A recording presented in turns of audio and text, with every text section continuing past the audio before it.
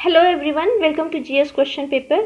GS question paper में अभी तक हम लोग पिछले जितने भी पार्ट्स बने हैं 4 पार्ट, उसमें भारत पे अरबों के आक्रमण से लेकर के सल्तनत काल में मोहम्मद बिन तुगलक तक पढ़े हैं। इस वीडियो में भी मोहम्मद बिन तुगलक से रिलेटेड जो कुछ भी क्वेश्चन छूट गए हैं उसे पूरा करेंगे। साथ ही वीडियो में आगे बढ़ते हुए आपसे रिक्वेस्ट करेंगे, अगर जो आप मेरे चैनल पर नए हैं तो प्लीज़ वीडियो को लाइक किया करिए, शेयर कीजिए और सब्सक्राइब कीजिए। साथ ही साथ बेल आइकन को भी प्रेस करके रखिए जिससे आपको मेरे वीडियो के नोटिफिकेशन मिलते रहें। यहाँ हिस्ट्री हम लोग लाइन से पढ़ रहे हैं, मतलब भारत पर अरबों के आक्रमण से लेकर के अभी तक जितना भी क्वेश्चन है आप लोग पिछले वीडियो में देखे होंगे। अब इससे आगे बढ़ते हैं।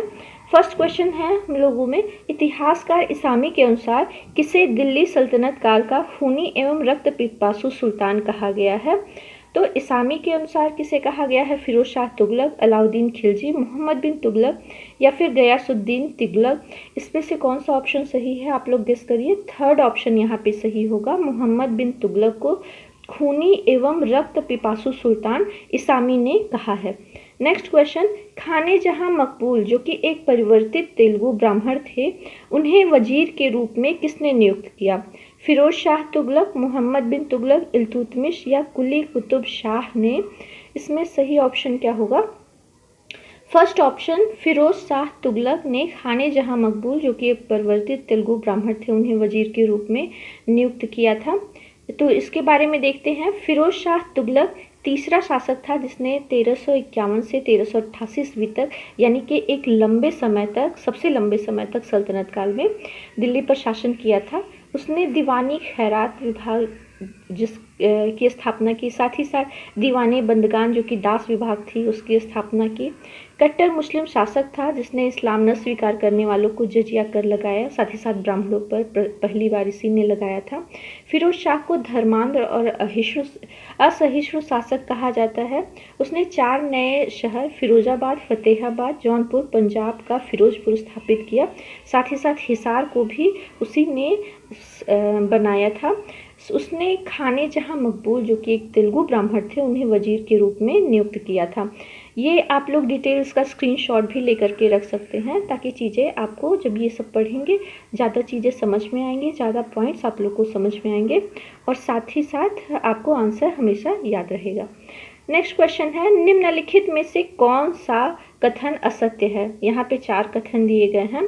असत्य कथन आप लोगों को छांटना है। मोहम्मद बिन तुगलक के कार्यकाल में हरिहर एवं बुक्का ने विजयनगर साम्राज्य की स्थापना की, ये पॉइंट सही है। दूसरा है, मोहम्मद बिन तुगलक के समय में किसानों को तकावी ऋण दिया जाने लगा, ये भी पॉइंट सही है। तकावी ऋण अकाल के समय दिया जाने वाला किसानों को कृषि कर था। थर्ड ऑप्शन है, दिल्ली सल्तनत का पहला शासक जिसने हिंदुओं के त्योहारों जैसे होली और दीपावली में सार्वजनिक रूप से भाग लिया, ये भी सही है।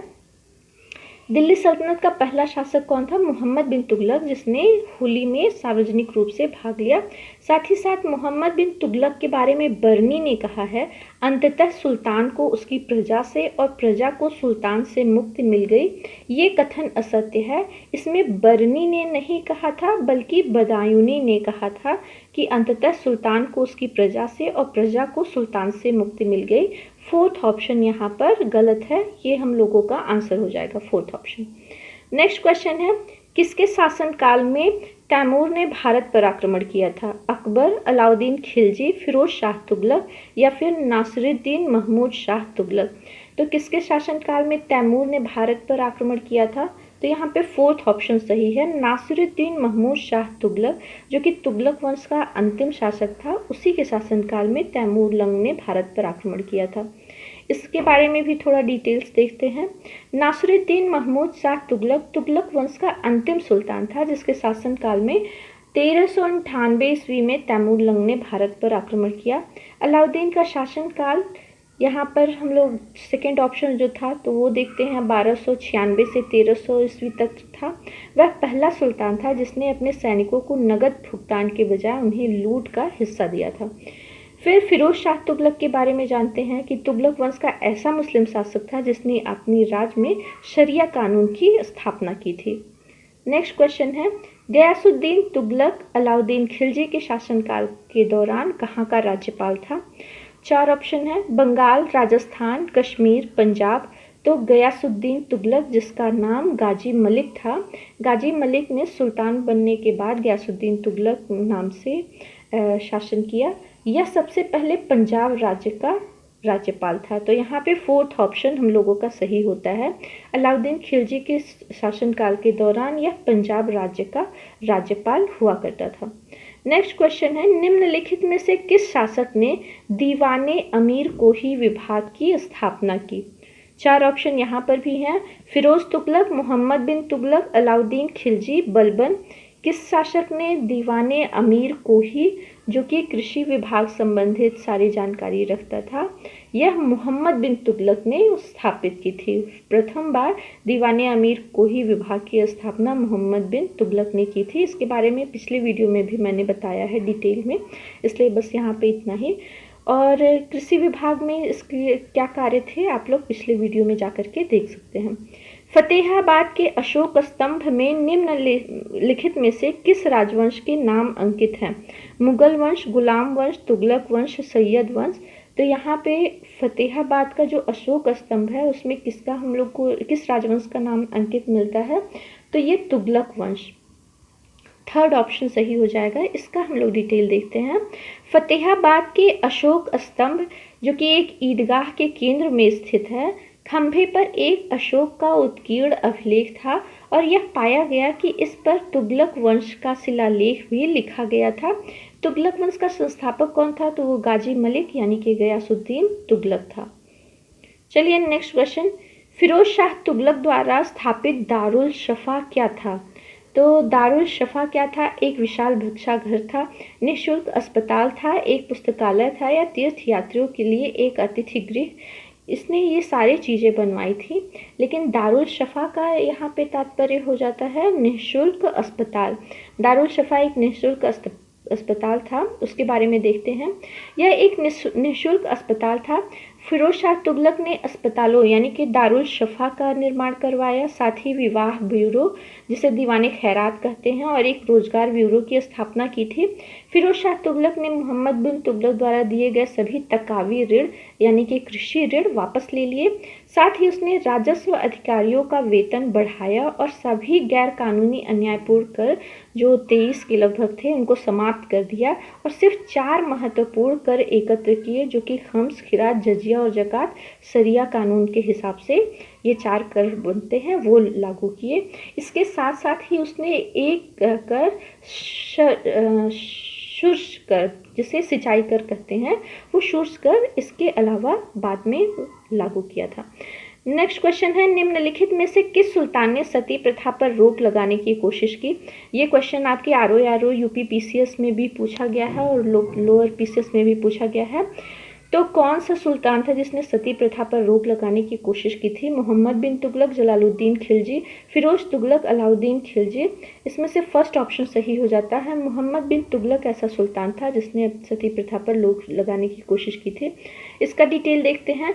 मोहम्मद बिन तुगलक द्वारा सती प्रथा पर रोक लगाने का पहला प्रयास ज्ञात होता है।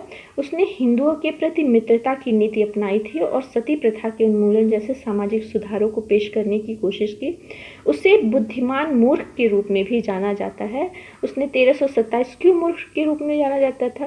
क्योंकि उसने 1327 में अपनी राजधानी दिल्ली से दौलताबाद स्थानांतरित करना चाहा और साथ ही 1330 में सांकेतिक मुद्रा को चलाया, जो कि असफल साबित हुआ। इसीलिए इसे सबसे बुद्धिमान मूर्ख के रूप में भी जाना जाता है। नेक्स्ट क्वेश्चन है, राजमुंद्री के एक अभिलेख में किस सुल्तान को विश्व का खान कहा गया है? फिरोज खान तुगलक, अलाउद्दीन खिलजी, मोहम्मद बिन तुगलक या फिर बलबन। किसमें राजमुंद्री के अभिलेख में सुल्तान को विश्व का खान कहा गया है? तो वो कहा गया है मोहम्मद बिन तुगलक को। तो मोहम्मद बिन तुगलक को विश्व का खान क्यों कहा गया है? क्योंकि इसने हिंदू प्रजा के साथ सहिष्णुता का व्यवहार किया और योग्यता के आधार पर उन्हें अपने राज्य में पद दिया। इसी के लिए इसको विश्व का खान कहा गया है। जौना खान या फिर मोहम्मद बिन तुगलक। नेक्स्ट क्वेश्चन है, किस सुल्तान ने सर्वप्रथम अकालग्रस्त लोगों को सहायता प्रदान करने के लिए अकाल संहिता का निर्माण किया था? तो अकाल संहिता का निर्माण किसने किया था? आप लोगों को पता होगा कि अलाउद्दीन खिलजी, मुबारक शाह, फिरोज तुगलक, मोहम्मद बिन तुगलक। तो मोहम्मद बिन तुगलक अकाल संहिता का निर्माण करता है। फोर्थ ऑप्शन सही होता है। इसने दोआब में कर वृद्धि की थी और उसी समय अकाल पड़ गया था, जिसके कारण लोग कृषि छोड़ करके जंगलों में भाग गए थे। फिर से उनको वापस बसाने के लिए अकाल संहिता का निर्माण किया और तकावी ऋण प्रदान किया। यहाँ पर इसका डिटेल आप लोग देख सकते हैं। सिंचाई के लिए उसने सैकड़ों कुएं खुदवाए और अकालग्रस्त लोगों के लिए तकावी या कृषि ऋण प्रदान किया, जिससे वो लोग फिर से खेती करें और वापस आकर के रहें। नेक्स्ट क्वेश्चन है, तुगलक वंश के निम्नलिखित सुल्तानों में से किसने चांदी के बजाय तांबे के सिक्के जारी किए? सिकंदर लोदी, फिरोज शाह तुगलक, मोहम्मद बिन तुगलक या फिर गयासुद्दीन तुगलक। तो इसमें से चांदी के बजाय तांबे के सिक्के यानी कि टोकन मनी जारी किया था मोहम्मद बिन तुगलक ने। ये उसका दूसरा मतलब प्रयास था, जिसको सुधार बोलते हैं, लेकिन यह भी असफल साबित हुआ। इसके बारे में देखते हैं। मोहम्मद बिन तुगलक ने ही चांदी के बजाय तांबे के सिक्के जारी किए। तुगलक ने टोकन मुद्रा के रूप में तांबे और पीतल के सिक्कों का प्रचलन शुरू किया, जिसका मूल्य सोने और चांदी के सिक्कों के समान था। यह कब शुरू किया था? पहला उसका प्रयास था देवगिरी में असफल अभियान। कौन सा था? दिल्ली से दौलताबाद राजधानी परिवर्तन। उसके बाद मुद्रा संकट से निपटने के लिए इसने यह कार्य किया था, टोकन मुद्रा जारी की थी। नेक्स्ट क्वेश्चन है, सल्तनत काल के दौरान गया में बने सूर्य मंदिर में एक शिलालेख है जिसमें 2 बार सुल्तान के नाम का उल्लेख है। यह सुल्तान कौन है? ये क्वेश्चन भी पूछा गया है यूपीपीसीएस मेंस में। अलाउद्दीन खिलजी, कुतुबुद्दीन मुबारक खिलजी, मोहम्मद बिन तुगलक या फिरोज शाह तुगलक। इसमें फोर्थ ऑप्शन सही हो जाता है, फिरोज शाह तुगलक। इसके बारे में डिटेल देखते हैं। गया के दक्षिणेश्वर मंदिर सूर्य देव का एक प्राचीन मंदिर है, जिसका वर्तमान संरचना 13वीं शताब्दी की है, जहां वारंगल के दक्षिण भारतीय सम्राट प्रताप रुद्र ने इसे बनवाया था। सुल्तान फिरोज शाह तुगलक का नाम इस मंदिर के शिलालेख में पाया जाता है। ये आपका फोर्थ ऑप्शन सही है। नेक्स्ट क्वेश्चन है, मोहम्मद बिन तुगलक द्वारा सांकेतिक मुद्रा के प्रचलन संबंधी प्रयोग असफल क्यों हो गए थे? यहाँ पे 4 ऑप्शन है। सांकेतिक सिक्के निम्न स्तर के थे, या फिर व्यापक स्तर पर नकली सिक्कों की ढलाई हुई, या फिर विदेशी व्यापारी सांकेतिक मुद्रा को स्वीकार नहीं करते थे, या सांकेतिक मुद्रा को गलाकर धातु के रूप में इस्तेमाल किया जाने लगा। तो असफल क्यों हो गए? इसका जो प्रमुख कारण था वो यह था कि व्यापक स्तर पर नकली सिक्कों की ढलाई जनता खुद अपने घरों में करने लगी और राजकोष में उस टोकन मनी के बजाय चांदी और सोने के सिक्के लेने लगी, जिससे राजकोष खत्म हो जाता है। तो यहाँ सेकेंड ऑप्शन सही होता है। ये शुरू कैसे हुआ था? मोहम्मद बिन तुगलक चीन के शासक द्वारा चलाए गए कागज के सिक्कों से प्रभावित होकर के सांकेतिक मुद्रा जारी की थी। सांकेतिक मुद्रा चांदी के टंके के स्थान पर कांसे के सिक्के का प्रचलन किया, लेकिन कांसे के टके का मूल्य चांदी के टके के समतुल्य रखा। यही इसने गड़बड़ी की थी। हम लोगों का यहाँ पर इस क्वेश्चन में सेकंड पॉइंट सही होता है। नेक्स्ट क्वेश्चन है, फिरोज तुगलक ने किस नगर की स्थापना अपने भाई जौना खां यानी कि मोहम्मद बिन तुगलक की स्मृति में स्थापित करवाया था? फिरोजाबाद, हिसार, जौनपुर या फिरोजपुर। तो यहाँ थर्ड ऑप्शन सही है, जौनपुर। जौना खां की स्मृति में करवाया था फिरोज तुगलक ने इस नगर का निर्माण। चलिए इसके बारे में भी यहाँ पे डिटेल से आप लोग देख सकते हैं। फिरोज शाह तुगलक ने अपने भाई जौना खां की स्मृति में जौनपुर नगर की स्थापना की। इसके अलावा फिरोज तुगलक ने हिसार, जौनपुर, फतेहाबाद, फिरोजपुर और दिल्ली में फिरोजाबाद नगर की स्थापना की थी। नेक्स्ट क्वेश्चन है, निम्नलिखित में से कौन सा कथन असत्य है? 4 यहाँ पे हैं, कूट की सहायता से आपको सॉल्व करना है। रोहतक दिल्ली का प्रथम शासक था जिसने ब्राह्मणों पर, रोहतक में ये मिसप्रिंट है यहाँ पर, फिरोज शाह तुगलक होगा। फिरोज शाह तुगलक दिल्ली का प्रथम शासक था जिसने ब्राह्मणों पर जजिया कर लागू किया। ये पॉइंट सही है। सेकंड है, फिरोज तुगलक के शासनकाल में ये पूरा मिसप्रिंट हो गया है। यहाँ पर दासों की संख्या बताया गया है 1,80,000 थी, जिसकी देखभाल के लिए दीवाने बंदगान विभाग की स्थापना की गई थी। तो यहाँ पर रहेगा दास। आप लोग थोड़ा सा इसको करेक्ट कर लीजिएगा। फिरोज शाह तुगलक के शासनकाल में दासों की संख्या 1,80,000 थी, जिसकी देखभाल के लिए दीवाने बंदगान विभाग की स्थापना की गई थी। ये भी पॉइंट सही है। थर्ड पॉइंट है, फिरोज शाह तुगलक के शासनकाल में सर्वाधिक नहरों का निर्माण हुआ था, तो ये पॉइंट भी बिल्कुल सही है। फोर्थ ऑप्शन है, सर्वप्रथम फिरोज शाह तुगलक ने अपने राज्य की आय और व्यय का ब्यौरा तैयार करवाया था। यहाँ पे चारों के चारों ऑप्शन सही हैं, जबकि हम लोग को छांटना है कौन सा कथन असत्य है। तो यहाँ पे कोई भी कथन असत्य नहीं है। फोर्थ ऑप्शन हम लोग का सही होता है कि इनमें से कोई नहीं। ये फोर्थ ऑप्शन डी ऑप्शन हम लोगों का सही होगा। नेक्स्ट क्वेश्चन है, निम्नलिखित में से सत्य कथन का चयन कीजिए। यहाँ पे 4 कथन दिए गए हैं, इसमें से सही कौन सा है वो हम लोग को चुनना है। नहीं, इसमें भी असत्य कथन का यहाँ पे भी है, इसमें हम लोग को असत्य कथन का चयन करना है, ना कि सत्य कथन का। यहाँ पे 4 कथन दिए गए हैं, 3 सही हैं, 1 गलत है, आपको उसका चयन करना है। फिरोज शाह तुगलक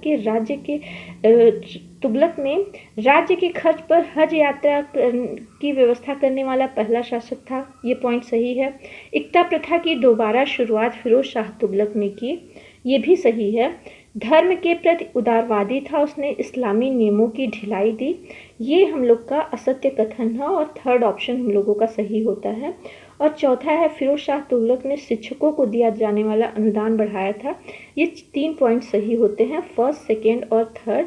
और हम लोगों का जो आंसर है वो होता है असत्य कथन का चयन कीजिए। तो धर्म के प्रति उदारवादी ये बिल्कुल नहीं था। इसका डिटेल देखते हैं। फिरोज शाह तुगलक दिल्ली सल्तनत का पहला ऐसा शासक था जिसने इस्लामी नियमों को कड़ाई से पालन करते हुए उलेमा वर्ग को प्रशासनिक कार्यों में महत्व दिया था और शरिया कानून लागू किया था। तो यहाँ पे हम लोगों का थर्ड ऑप्शन सही होता है, जो कि असत्य कथन है, ना कि सत्य कथन। चलिए नेक्स्ट क्वेश्चन है, निम्नलिखित में से कौन सी पुस्तक अमीर खुसरो की रचना नहीं है। 4 यहाँ पे पुस्तकें हैं, खजाइन उल फतूह, नूर सिपेहर, किरान उस सादेन, फतूह उस सलातीन। इसमें से कौन सी अमीर खुसरो की रचना नहीं है।